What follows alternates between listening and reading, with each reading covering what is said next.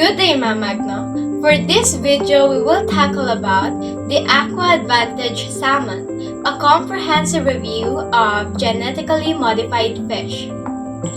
For our objectives, firstly, to describe the components of genetically modified salmon, secondly, to provide a comprehensive procedure in the modification of salmon, and lastly, to assess its advantages and disadvantages to the demand rates, production, environmental impact, and ecosystems. Genetically modified organisms, or GMOs, represent a category of organisms whose genetic composition has been deliberately altered through genetic engineering techniques.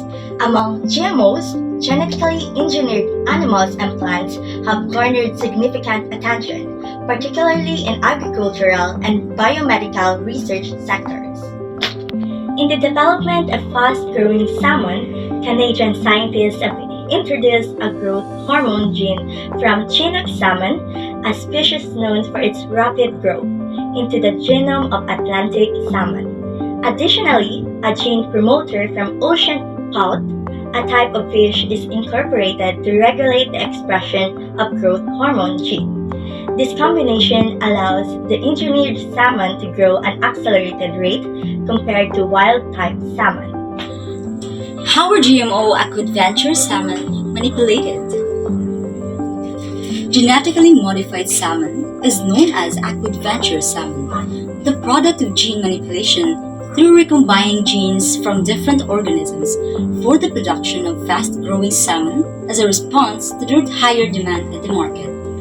The first step in the process is to isolate the DNA containing gene of interest from Chinook salmon, scientifically known as Oncorhynchus chawicha, a larger and related to salmon species that has the ability to grow and reproduce 2 times faster than the Atlantic salmon. Next, ocean pout, or also known as Zuarces americanus, an eel pout in the family Zuarcidae and known for its antifreeze blood, was being subjected as the promoter to the process of genetic modification through isolation of its promoter gene.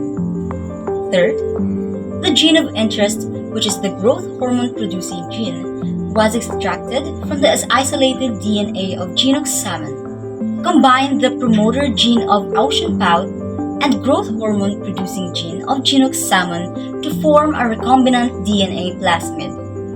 The recombinant DNA plasmid was transformed and stored in Atlantic salmon egg cells to allow multiple reproductions of newly modified species. In this stage, this grants the process of generating transgenic Atlantic salmon from a series of constant monitoring of their growth and noting the salient developmental behavior acting upon during the process. After the successful attempt of generating a modified or transgenic Atlantic salmon, it will be subjected for cultivation and propagation of this new breed. According to FDA in 2023, the fast-growing salmon, specifically the AquAdvantage salmon, is genetically modified Atlantic salmon developed to reach market size in half the time as conventional Atlantic salmon. This has sparked a heated debate with both advantages and disadvantages being considered.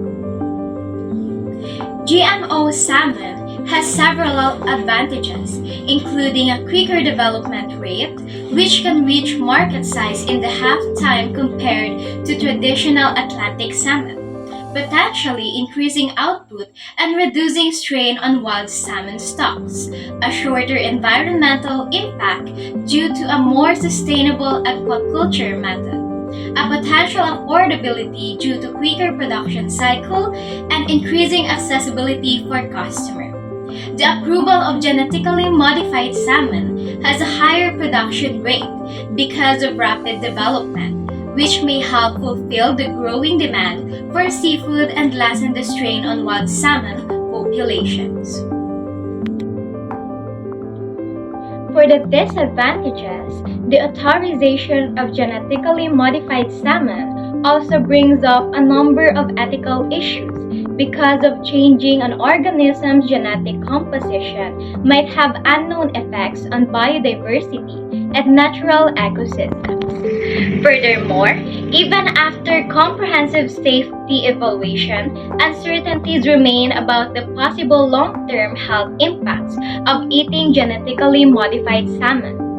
In addition, the release of genetically modified salmon into the wild may provide risks to the environment due to possibility of interbreeding or outcompetence with native salmon populations, which could harm natural ecosystems.